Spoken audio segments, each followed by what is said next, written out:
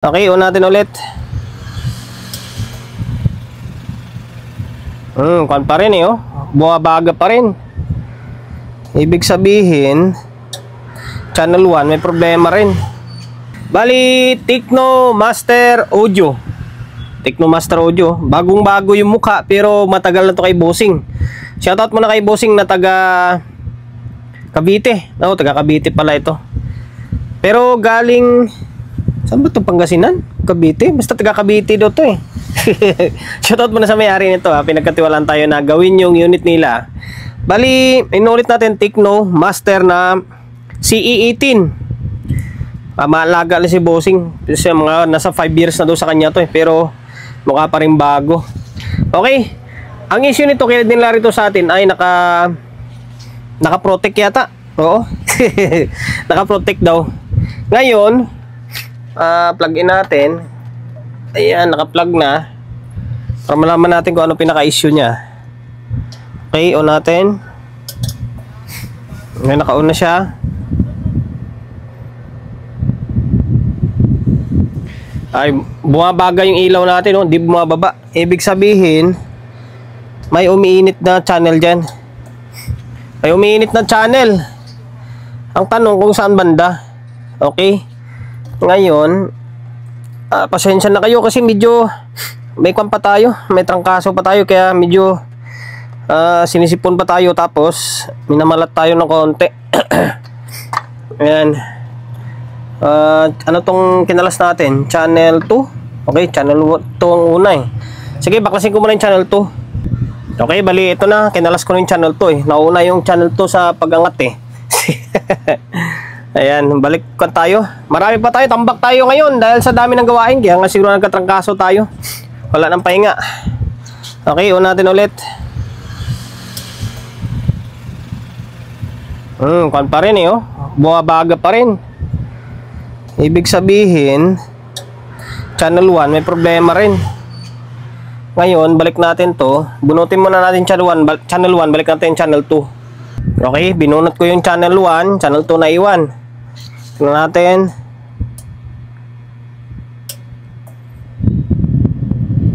Okay, tumino siya oh. Bumaba ng konti. Ibig sabihin, channel 1 ang may problema sa biasing. Okay? Ganyan ako pag mag step by step ng trouble ng ganitong klaseng unit. Ngayon, sukatan natin ng biasing itong channel 2. Okay, baliktad. Pwede naman kayo gumamit ng thermoscanner. Kaya pakiramdaman nyo yung kung saan yung init. Okay, nasa 0.24 lang. Medyo mababa yung bias niya na okay lang. Pwede yung bagsak mga 0.25. Okay, good dito. Pero sabay pa rin natin yan. Sasabay pa rin natin sa pag-fix bias yan. Diba? Sabay pa rin natin kasi request sa atin yan eh. Ngayon, tanggalin ko tong channel 1. Tapos i-fix bias natin. Eh lang problema niya no, trimmer. Pag i-fix bias yan, hindi hamak na mas matibay yan. Ngayon, baklasin natin Okay, bali, ito na yung board ng channel 1. SMD siya pero ang sulit oh, ang ganda. Mas ang linis pa. Ang linis pa. Ngayon, 302, 3K. Ano kayang value na nilagay ko rito? 2.7 siguro. O sige, calibrate natin. Malalaman nyo rin mamaya yan. Kakalibrate ko muna. 302 to 3K. Yan, 3K. Pwede siguro mga 2.7 na. Tingnan natin Magsisimula tayo sa 2.7. Simula tayo sa 2.7 Totoo. Yan, 2.7 yan. 2.7K. Ngayon, tingnan natin kung ano magiging bias nito Binalik ko na yung supply. Ngayon,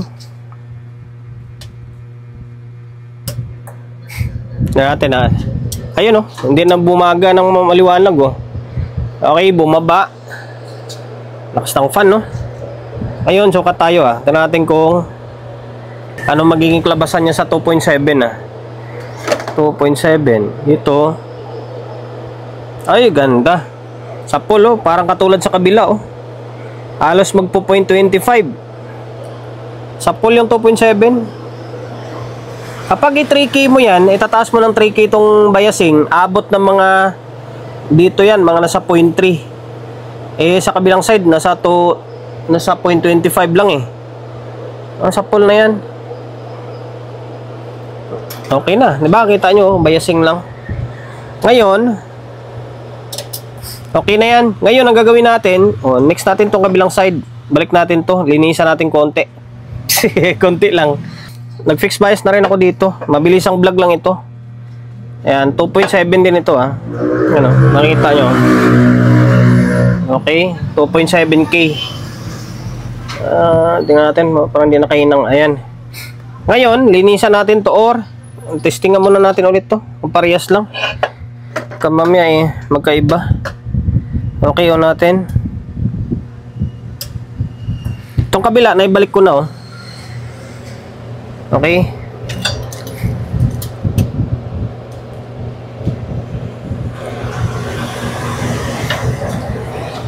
Dito mataas yata pares lang. Nabahan naman ako, akala ko mataas. Ayan, okay na, normal na. I-compressor na lang natin yan, tapos sabay audio testing. Sana wala na ibang problema. Maglagay na ako ng 2 speaker. Isang mid-high, pasensya na, full pack yung shop natin. Isang sub, isang mid-high. Okay, on natin. Kahit na ito 20 na pala natin to. Teka lang Ito 20 na natin para masabi na talaga na okay na. Kasi kapag masira pa yan, dapat iinit pa rin yung todo yun, tapos magpo-protect. Yan, ako to 20. On natin. Yan, nakauna. Handa ko yung laptop natin. Naka-play na yan pero non-stop natin. Wala na kainit-init yan. Sure ball yan. Wala na kainit-init yan. Okay. Ayan. Ito mid-high ito. Gumagana. Isang mid-high.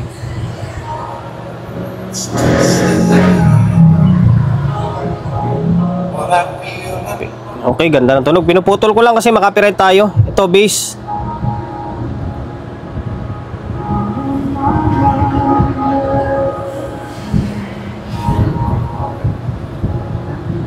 Okay, goods.